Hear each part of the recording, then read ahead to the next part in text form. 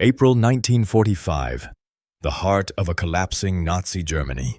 General George S. Patton's Third Army was an unstoppable juggernaut. They had fought through the blood-soaked snow of the Ardennes, crossed the treacherous Rhine River, and were now tearing across the German heartland at a speed that terrified both the enemy and his own commanders. The road to Berlin was wide open. The ultimate prize of World War II was practically within reach. Patton could see it.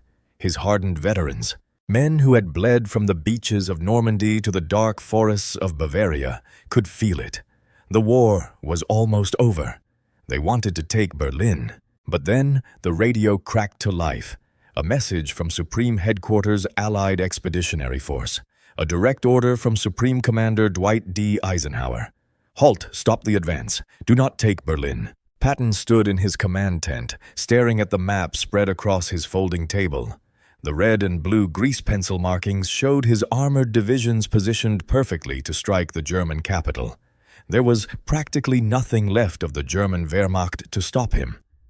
Yet, the order was absolute. The Americans and the British were to halt their advance at the Elbe River. They were ordered to sit in the mud and wait.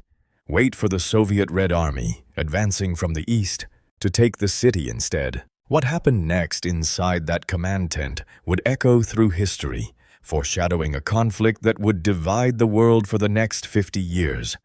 It was a moment of profound frustration, military genius, and raw anger. When the message arrived, Patton didn't just disagree. He exploded. He saw the political map of the future while the politicians were still fighting the battles of the past. This is the story of what General Patton said when he was ordered to hold his men back, give up the ultimate victory, and hand the capital of Germany over to Joseph Stalin. Before we continue, make sure you subscribe. We tell the World War stories that force us to confront the hardest questions about strategy, honor, and the hidden truths of history. To understand the sheer agony of this halt order, you need to understand the momentum of the American Third Army in the spring of 1945. They were the fastest-moving, hardest-hitting mechanized force the world had ever seen. They didn't just win battles, they consumed territory. Patton drove his men relentlessly. He believed that speed saved American lives. The faster they moved, the less time the enemy had to dig in and kill his boys. And now, at the climax of the entire war, they were being told to apply the brakes on a highway with no traffic. Patton knew the Russians. He knew what would happen if the Soviets took Berlin and Eastern Europe, and he absolutely refused to stay silent. The silence in the command tent was deafening. Patton's staff officers stood rigid. No one moved. They just watched their commander. He held the dispatch in his hands, his knuckles turning white. The order from Eisenhower was unambiguous. The politicians had already carved up Europe. Berlin was in the designated Soviet zone. The Americans were to stop at the Elbe River and wait.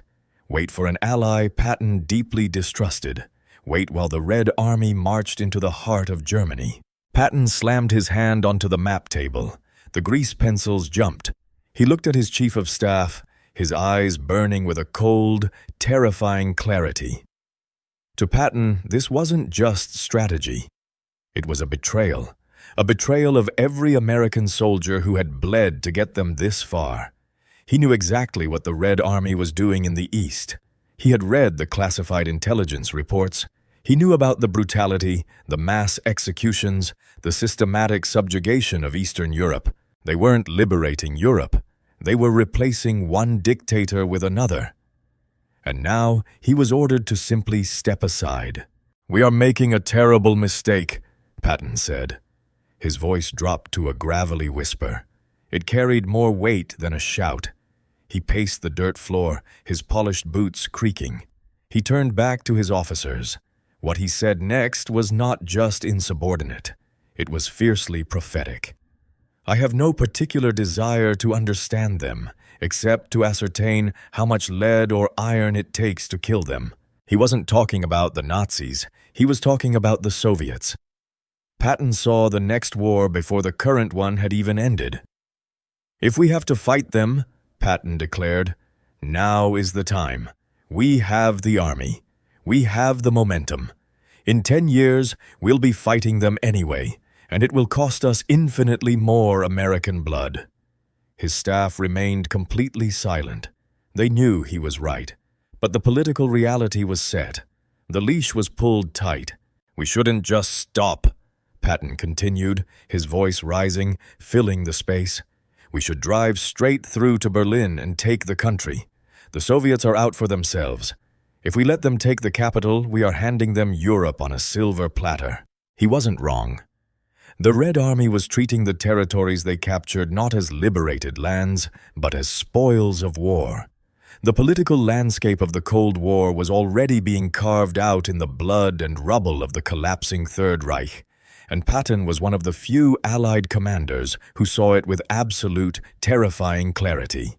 But Eisenhower's orders were not based on military momentum. They were based on geopolitical agreements made at Yalta. The political leaders, Roosevelt, Churchill, and Stalin, had drawn lines on a map. Eisenhower was simply enforcing those lines. To Eisenhower, breaking the agreement and racing the Soviets to Berlin would fracture the delicate alliance needed to finally crush Hitler. Patton, however, despised politics. To him, war was a lethal geometry of force and speed. You destroy the enemy, you take his capital, you dictate the terms. You do not stop and wait for a rival power to claim the prize you have bled for. His staff watched him carefully. They had seen his temper before, but this was different. This was a profound, strategic fury. Patton walked over to the map again, tracing the short distance between his vanguard and Berlin. It was agonizingly close. "They tell me to halt," Patton muttered, almost to himself. Then he looked up, his expression hardening. "I could take Berlin in 2 days, and if the Russians got in my way, I'd take them too." It was a staggering statement. The thought of American forces actively engaging the Red Army while Germany was still technically fighting was unthinkable to the politicians in Washington and London. But to Patton, it was the logical next step to secure a lasting peace in Europe. The silence in the command tent grew even heavier, broken only by the distant, muffled thud of artillery and the low hum of a diesel generator outside. To threaten to engage the Soviet Union, an Allied power that was currently bleeding the German army dry on the Eastern Front, was grounds for immediate dismissal, maybe even a treason charge. But Patton wasn't speaking as a politician carefully weighing his words for the press. He was speaking as a seasoned warrior who saw a terrifying new darkness rising to replace the old one. He looked down at the map again, his finger aggressively tracing the blue line of the Elbe River. Just beyond that narrow stretch of water lay Berlin. It was a straight, practically paved shot for his armored columns. His intelligence officers had just briefed him that morning. The German defenses between the American vanguard and the capital were rapidly evaporating. In fact, entire battalions of German soldiers, along with thousands of terrified civilians, were actively fleeing westward. They were desperate to cross the Elbe and surrender to the Americans. They knew exactly what the advancing Red Army would do to them if they were caught in the east. The American soldiers on the front lines felt the exact same unstoppable momentum. The tank commanders, the exhausted infantrymen who had trudged through the freezing mud and blood of Europe for years, were standing on the precipice of ultimate victory. They had the fuel. They had the ammunition. Most importantly, they had the unshakable will to end the Nazi regime themselves. They could literally see the glow of the burning German capital on the eastern horizon at night. But now, the unthinkable orders were trickling down the chain of command, echoing through the radios of idling Sherman tanks and mud-splattered half-tracks. Stop the engines. Hold your positions. Jog in and wait. The men on the ground were utterly bewildered. You do not stop a winning army. You do not halt a knockout punch in mid-air. One battalion commander reportedly threw his steel helmet into the mud when he heard the transmission, screaming that they were being deliberately robbed of the finish line. Patton knew his men were furious because he shared their exact burning fury. He now had to stand before his loyal staff and officially confirm the order that he genuinely believed was the greatest strategic and moral blunder of the 20th century. He took a deep, heavy breath, the polished leather of his holster creaking loudly in the quiet, tense room. "The Soviets are not our friends, Ike," Patton argued, his voice now a low, dangerous rumble. He had not moved from the map. He pointed to the lines showing the advance of the Third Army. "If we stop now, if we let them take Berlin, we are effectively handing them half of Europe. We have the capability to get there first. Why are we playing political games with people who have no intention of honoring their agreements?" Eisenhower's position was one of a supreme Allied commander, balancing a volatile coalition. He was terrified that if the Americans raced the Soviets to Berlin, it would provoke a catastrophic breakdown in the alliance before the final defeat of Nazi Germany. He also feared the potential for accidental clashes between American and Soviet troops. The risk was simply too high. But Patton saw the world in starker terms. He didn't see a coalition. He saw a strategic nightmare. He believed the Soviet Union was an expansionist power that would not stop at Berlin. He was convinced that the post-war order was being decided right then and there, in the streets of German cities and in the halls of Allied headquarters. To Patton, the Halt order wasn't just a tactical delay. It was a strategic surrender of the post-war peace. "If we don't take Berlin," Patton warned, "we will be back here, in the same mud, fighting the same fight, but against a much tougher enemy. And we will be doing it with our hands tied behind our backs." The room remained stiflingly quiet. His officers knew he was being insubordinate. They knew he was playing a dangerous game with his own career, but they also knew he was speaking the truth as he saw it. A truth that was being ignored in the high-level meetings in Washington. Patton wasn't just a soldier anymore. He was a man who felt the crushing weight of a history that was being written incorrectly. He turned away from the map, his face showing a rare, deep exhaustion. He had pushed his men to the edge of human endurance, only to be told that the finish line was off-limits. The front lines were a study in surreal contradictions. Across the Elbe, the Third Army sat, an apex predator forced to lie dormant. The men, who for months had operated at a fever pitch of adrenaline and violence, were now forced into a state of agonizing inertia. The tanks, once roaring beasts that devoured German landscape by the mile, sat silent in the damp earth like discarded toys. This was not the way of the Third Army. They were built for movement, for the crushing velocity that had terrified the Wehrmacht. To hold them still was to erode their spirit. Patton couldn't stay in the command tent. The walls felt like they were closing in on him. He climbed into his command car, his face a mask of barely contained fury, and drove to the front. He needed to see his men. He needed to witness the reality of this halt with his own eyes. As he moved through the lines, the scene was one of bewildered frustration.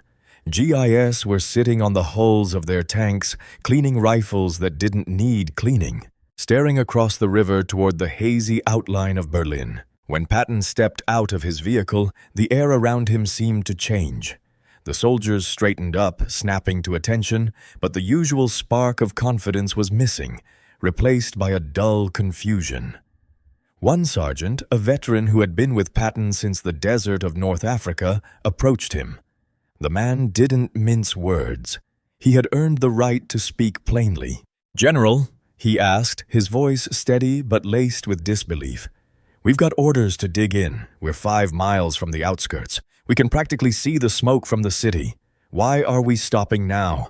The Germans are surrendering in droves. We could finish this by tonight."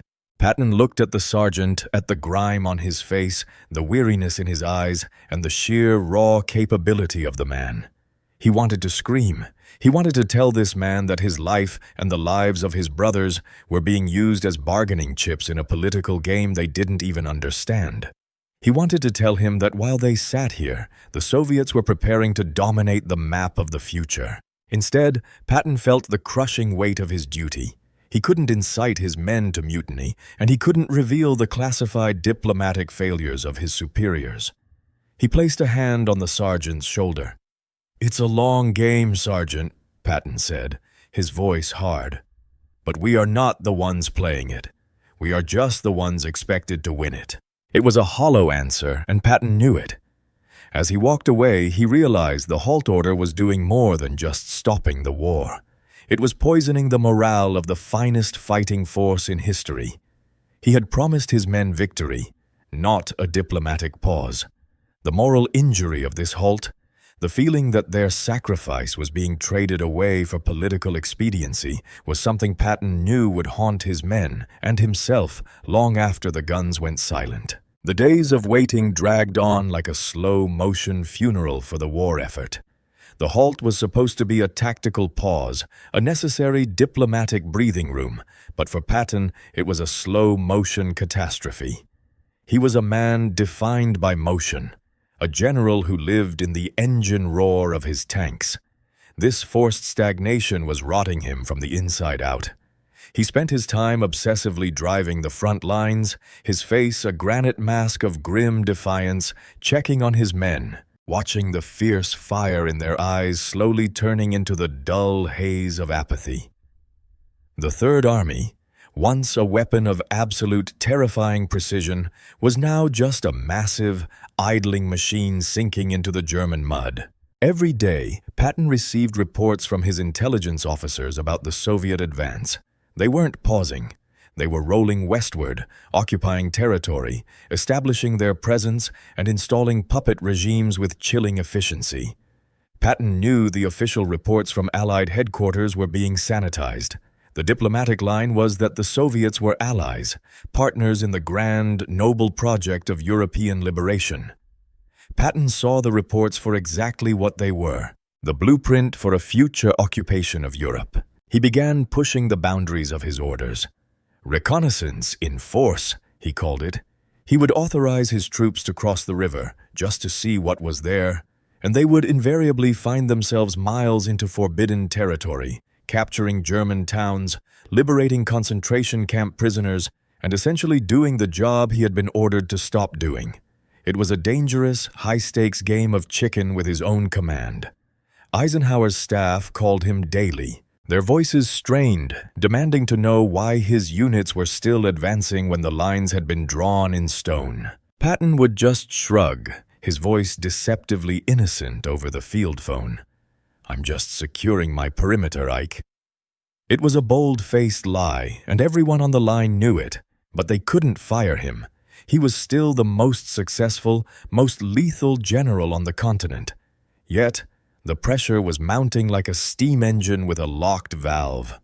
The halt was no longer just a temporary pause, it was rapidly hardening into a permanent political wall. Patton realized with a sinking heart that the war he was fighting, the war to crush the Nazi regime, was being aggressively overshadowed by the cold, geopolitical war he feared was yet to come. The bitter realization hit him. He wasn't just losing Berlin, he was losing the future. The stagnation at the Elbe was a psychological torture for the Third Army.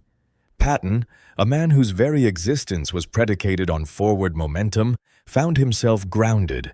His tanks, once sleek, mud-caked instruments of war, sat silent in the damp earth like tethered beasts. He drove the front lines incessantly, his eyes scanning the men he had led from Normandy. They were battle-hardened, efficient, and ready to finish the job, but the halt order had cast a pallor of confusion over their ranks. Every morning brought new intelligence reports on the Soviet advance. They were not pausing. They were rapidly occupying the territories the Americans were forbidden from entering. Patton knew the official Allied line that the Soviets were partners in liberation was a strategic mask hiding the reality of an expansionist power hungry for the future of Europe. He had read the classified documents, and he knew the cost of this hesitation. Patton began testing the limits. He couldn't openly defy Eisenhower, but he could interpret patrols and reconnaissance with a certain creative latitude. He sent units across the Elbe just to see what was out there, and they invariably found themselves deep in prohibited territory, liberating camps and securing towns. It was a high-stakes gamble, a military game of chicken. His command staff, watching the daily phone calls from Eisenhower's headquarters, knew the general was fraying at the edges. They were witnessing a man who understood that while the war against Hitler was being won, the war against a new, darker influence was being lost in the boardrooms of Allied command. Patton knew the politics were stacked against him. He wasn't just losing the race to Berlin, he was watching the geopolitical landscape of the next 50 years being etched in stone while he sat in a command tent, forced to remain silent. The moral injury of this halt, the feeling that the blood shed by his soldiers was being traded for political leverage, gnawed at him. He was a general who believed that wars were won by the swift and the brave, not by the hesitant and the bureaucratic. And as the days turned into weeks, the realization settled in. He wasn't just being halted. He was being systematically silenced by a system that couldn't comprehend the danger it was inviting. The daily briefings at SHAEF, Supreme Headquarters Allied Expeditionary Force, were becoming exercises in diplomatic theater. Eisenhower was a master of coalition management, juggling the volatile egos of British Field Marshal Montgomery, the pressing demands of the French, and the ever-suspicious Joseph Stalin. For Ike, the war was a fragile architecture of alliances. To him, the halt at the Elbe was not a betrayal. It was a necessity to ensure that the fragile coalition didn't disintegrate into fratricide before the last Nazi flag was burned. But Patton didn't see an alliance. He saw a temporary marriage of convenience that was already heading for a messy divorce. In his eyes, Eisenhower's obsession with coalition unity was a weakness, a refusal to look at the inevitable future. While Ike was worried about the logistics of dividing post-war Germany, Patton was worried about the long-term survival of Western democracy. He wasn't just a general on the field. He was a man convinced that he was the only one in the room with the foresight to stop the next great tragedy before it could begin. The back and forth between the two men became legendary. Patton would argue for speed and aggressive action, citing the collapse of the German lines. Eisenhower would respond with the cold logic of the political map, reminding Patton that he was part of a larger machine. "George," Eisenhower would say, his tone often weary, "we are fighting a war to end aggression, not to start a new one." Patton would hang up the phone, pace his trailer, and rage. To be told that his tactical brilliance, the very thing that had saved countless American lives, was now a political liability, was a bitter pill he simply refused to swallow. He felt isolated, a man out of time, fighting a war that was no longer about the enemy in front of him, but about the allies standing next to him. The frustration wasn't just professional, it was personal. He believed he was the only one who understood the true nature of the enemy he was forced to treat as a brother in arms. And as the days stretched on, the divide between the two giants grew, leaving Patton with the haunting question: was he a visionary, or was he losing his grip on the changing reality of the world? The divide between Patton and the political architects of the peace became a chasm that no amount of military protocol could bridge. In the final weeks of the war, the SHAEF briefings became increasingly strained. While Eisenhower and the combined chiefs of staff were busy negotiating the finer points of occupation zones, Patton was obsessively tracking the Soviet advance, reading reports of their behavior in captured territories that the press was strictly forbidden from publishing. He was no longer just a field general. He had become a nuisance, a tactical genius who had outlived his political utility. The Allied leadership didn't need a man who could win a war by force. They needed a man who could follow the script written by diplomats in Washington, London, and Moscow. Patton was incapable of reading from that script. During one particularly heated exchange at a staff meeting, the talk turned to the administration of Berlin after the German surrender. Patton listened to the discussion, the division of sectors, the cooperative committees, the promise of a peaceful transition, with a look of thinly veiled disgust. When he finally spoke, the room went silent. "You are talking about this as if we are dealing with gentlemen," Patton said, his voice cold, devoid of its usual bluster. You are handing them a city that was built on the blood of our soldiers, and you are inviting them to build a wall right through the heart of Europe. We are winning a war against tyranny, only to invite a more durable, more dominant tyranny to take its place. The officers around the table looked down at their notebooks, afraid to make eye contact. They knew he was violating every rule of his station. They knew that in the corridors of power, such words were considered dangerous. Eisenhower gave him a sharp, warning look, but Patton didn't blink. He was exhausted, not from the fighting, but from the realization that his victory was being hollowed out from within. He saw it with a terrifying clarity. The alliance was already over. The flags of the Soviet Union were not being raised in triumph. They were being planted to mark a new front line. Patton walked out of that room knowing his command was effectively over. He had won the war, but he had lost the battle for the future. He retreated to his quarters, sat at his desk, and poured a drink, listening to the artillery fall silent in the distance. The war was officially ending, but for Patton, the long, cold shadow of what lay ahead was just beginning to lengthen. The fall of Berlin came as no surprise to Patton. When the reports finally reached his headquarters, there was no celebration, only a grim, heavy silence. The Soviets had taken the city, but at a cost so staggering that the maps Patton had studied in his tent seemed to pale in comparison. The city was a wasteland, a monument to the end of the Third Reich, but also the starting line for a new, colder, and far more dangerous era. Patton stood by his radio, listening to the dispatches describing the Soviet occupation. His worst fears were being broadcast in real time. The liberation was a ruthless consolidation of power. The Iron Curtain was not a metaphor. It was being forged in the rubble of Berlin. He was soon transferred away from the front, his outspoken nature and refusal to play the political game making him increasingly isolated within the Allied hierarchy. He was a war hero who had become a political problem. The decision to halt at the Elbe was effectively the final act of his command, the moment his influence was neutered by the very system he had fought to preserve. In the years that followed, as the Cold War chilled the bones of the world, Patton's warnings would feel less like the rants of a disgruntled general and more like the grim prophecies of a man who saw the storm clouds when others were praying for sun. He had wanted to win the war and secure the peace, but he had been forced to leave the game while the pieces were still on the board. History would judge the halt at the Elbe differently. Some historians would argue that Patton's aggressive stance would have triggered a premature conflict with the Soviets, potentially leading to a disaster the world wasn't ready to face. Others, aligning with Patton's own view, would argue that we lost the chance to hold back the encroachment of Soviet totalitarianism. Patton never lived to see the full extent of the world he feared.